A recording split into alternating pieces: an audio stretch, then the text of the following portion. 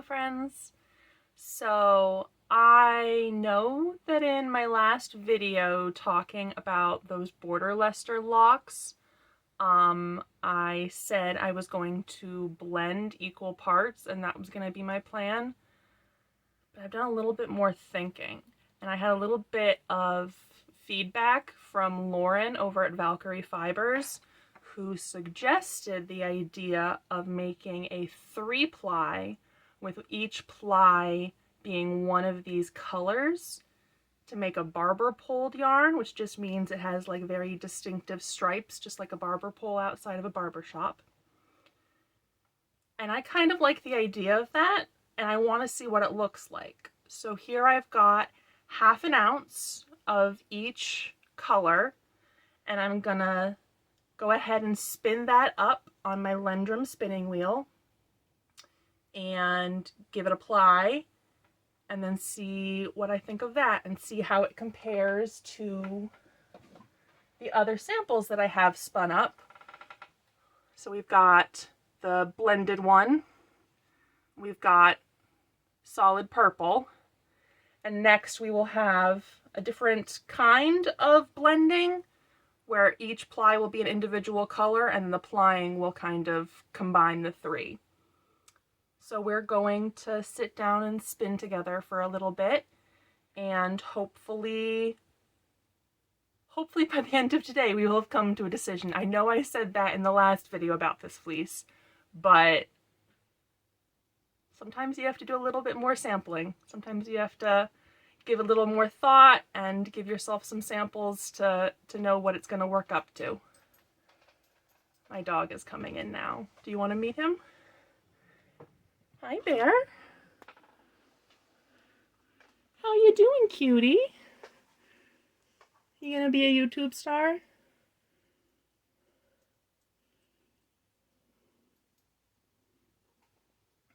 He's feeling a little bit sick this morning. He didn't want to eat his breakfast, so I'm giving him some extra lovin'. So maybe he'll hang out with us while we spin. Maybe I'll set him up so that you guys can watch him while we're working. All right, I will get to spinning and I will chat with you again after that.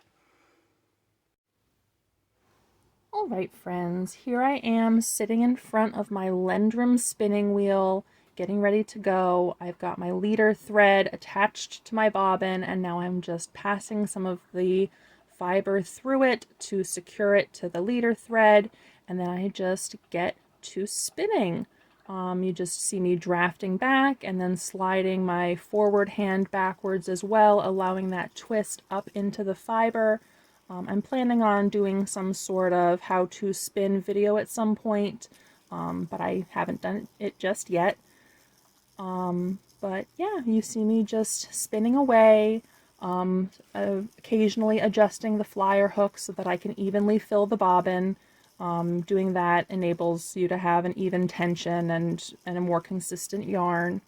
And I'm just gonna show you me spinning one of the colors because I think doing more than that would be a little bit repetitive. I also don't show you all of the process of spinning because that's just a lot of time that I don't know that you need to actually watch. And you see I did manage to get Bear in the picture as well. He's very happy to be close to me. And he seems to be feeling okay now too.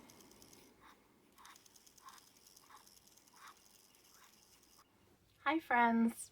So we have spun up all 3 bobbins of our dark gray, light gray, and purple. And the next step is going to be plying. I think I'm going to ply on my Hanson mini spinner because it's easier to ply on an e-spinner than it is on a treadle wheel, and that way I can show you one of my other wheels and how it works. So that will be fun, and I will get you a good view of me plying. All right, friends, here I am just setting up my 3 singles. Again, opening up that loop of leader thread, passing the yarn through it, and starting to incorporate some twist. When you ply, you actually want to do so in the opposite direction that you're spinning in. You want, so like I spun my singles going in a clockwise direction, and now I'm plying going counterclockwise. It's kind of hard to tell because this is sped up 8 times and the wheel's already moving pretty fast, but you'll have to just take my word for it. And this is just the procedure for spinning. If you are plying in the same direction that you're spinning, you're going to incorporate way too much twist, and it's not going to be a nice, even, balanced yarn. Here you see I'm just adding a little bit of lubricant to my wheel. It was being a little bit squeaky, and I didn't want to subject you to that. So I gave it a little bit of grease, and it's spinning up just fine now.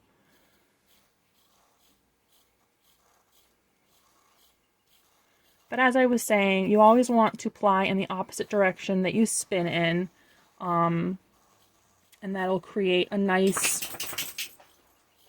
sorry about the dog, a nice balanced yarn that will be very pleasant to work with.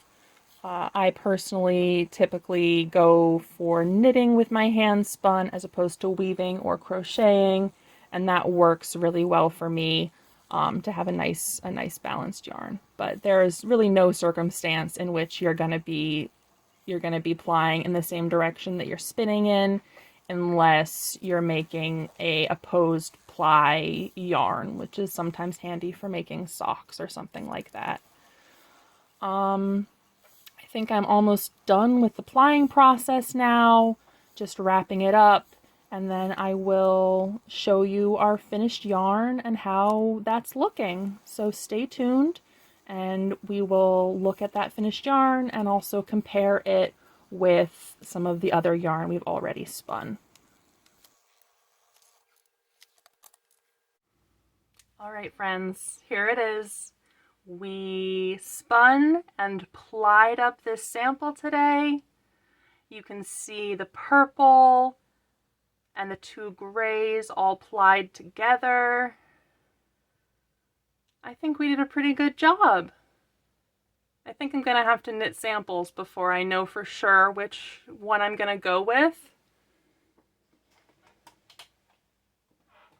But we're probably between these 2 options right now, which look pretty similar because it's the same fibers, but this one, all of the fiber is blended before it was spun, and this, they were all spun as individual colors and then plied to be all combined. So I'm pretty happy with this. I hope you're happy with our progress today. And I hope that you have a fantastic day, get some good crafting in, and I will talk to you again soon. Thanks for stopping by, friends. Bye.